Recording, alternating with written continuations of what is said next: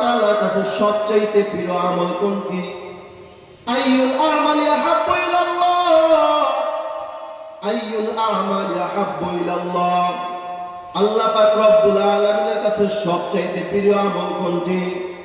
আল্লাহ পাক রব্বুল আলামিন পয়গম্বর, আল্লাহ পাক রব্বুল আলামিনের পয়গম্বর জবাব দিলেন, ও আব্দুল্লাহ ইবনে মাসউদ শোনো, আল্লাহ পাক রব্বুল আলামিনের কাছে সবচেয়ে প্রিয় আমল হলো, এক নাম্বার হলো as-সালাতু আলা ওয়াক্তিহা, সময় মতো নামাজ আদায় করা। জোরে কান সুবহানাল্লাহ। আল্লাহ পাক রব্বুল আলামিনের কাছে সবচেয়ে প্রিয় আমলের এক নাম্বার আমল কোনটা? সময় মতো নামাজ আদায় করা। জোহরের নামাজ জোহরের সময় আদায় করা, আসরের নামাজ আসরের সময় আদায় করা, মাগরিবের নামাজ মাগরিবের সময় আদায় করা, ইশারেরটা ইশারে আদায় করা, ফজরেরটা ফজরে আদায় করা। আল্লাহ পাক রব্বুল আলামিনের পয়গম্বর বলেন, কোন বান্দা যদি আল্লাহ তাআলাকে মহব্বত করে একমাত্র আল্লাহ তাআলাকে রাজি খুশি করার উদ্দেশ্যে পাঁচ ওয়াক্ত নামাজ যদি বা জামাত মসজিদে গিয়ে আদায় করে, পাঁচ ওয়াক্ত নামাজ যদি সঠিকভাবে মসজিদে গিয়ে আদায় করে, আল্লাহ পাক রব্বুল আলামিনের পয়গম্বর বলেন, ওই বান্দাকে আল্লাহ তাআলা পাঁচ ওয়াক্ত নামাজের সওয়াব দেন না, বরং পাঁচ ওয়াক্ত নামাজের বিনিময়ে আমার আল্লাহ দয়া মায়া করে বান্দাকে 50 ওয়াক্ত নামাজের সওয়াব দান করেন। মকুন সুস্তি নামাজে বন্দে গানা ফাওয়াইলুল লিল মুসাল্লিন আল্লাযিনা মুমিনারা ইনামাজে ইমদাদে দাস্তাইনু আয়াতে কুরআন বখা আয়াতে কদ ফুলহা রায়াদকুন ইয়াউলুকুম তারমান ইয়াজুদুর সাদিকুন। সবাই বলি সুবহানাল্লাহ। তাহলে আল্লাহ পাক রব্বুল আলামিনের কাছে সবচেয়ে প্রিয় এক নম্বর আমল হলো সময় মতো নামাজ আদায় করা। জোরে কোন সুবহানাল্লাহ।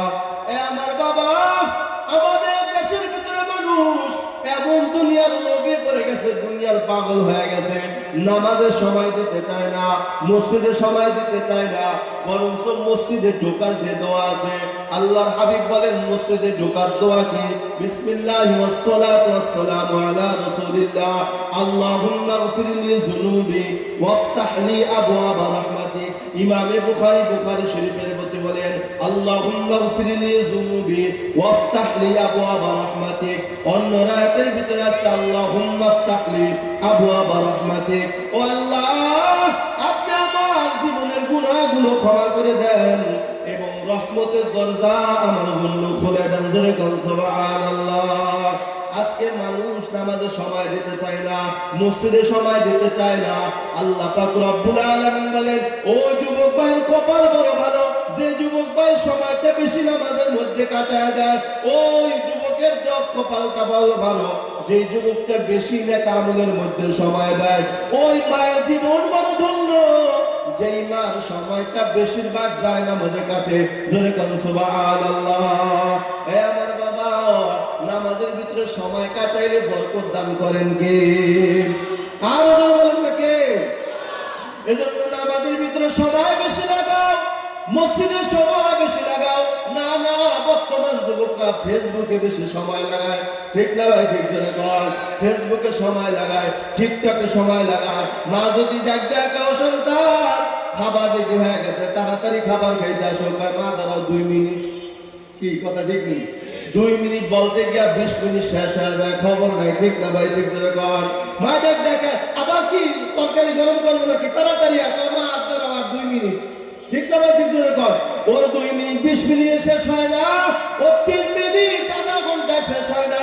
অসতই বান্দাই যখন মসজিদের ভিতরে আসে, ছটফট কইরা তাড়াতাড়ি সালামটা ফিরে কোনো মতে নামাজটা শেষ কইরা দৌড় মারে।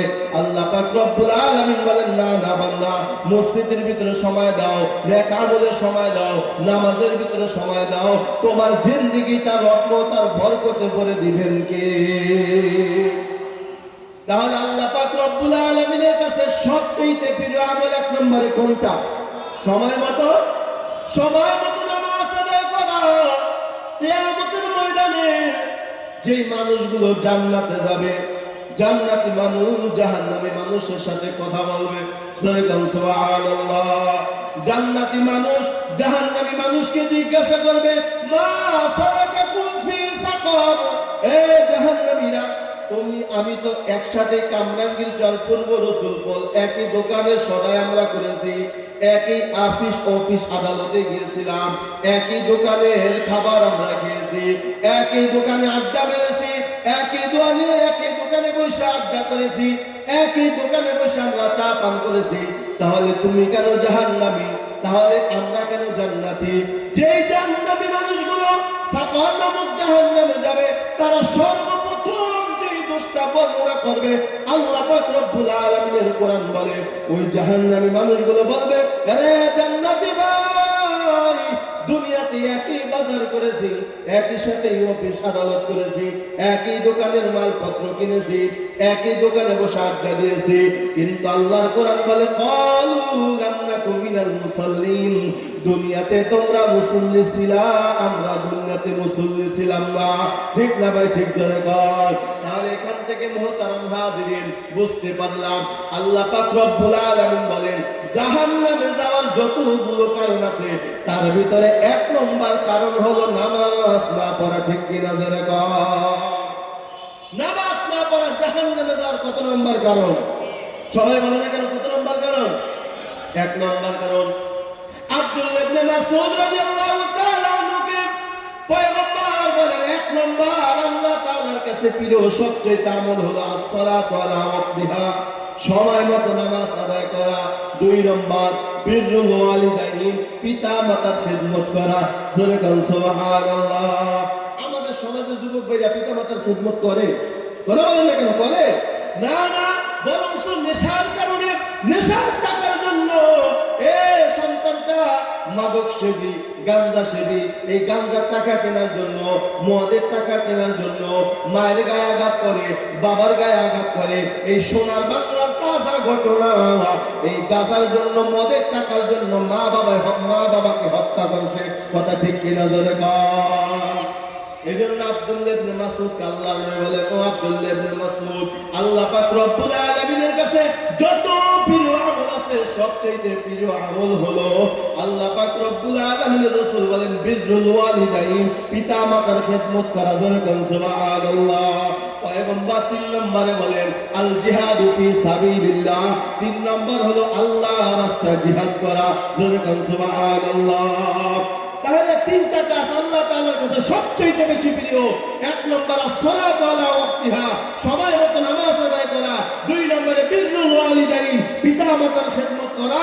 3 নম্বর হলো আল জিহাদু ফি সাবিলিল্লাহ, আল্লাহর রাস্তায় জিহাদ করা। জোরে বলুন সুবহানাল্লাহ। মুহতারাম হাজিরিন, আমার সময় শেষ, অতএব যতটুকু আলোচনা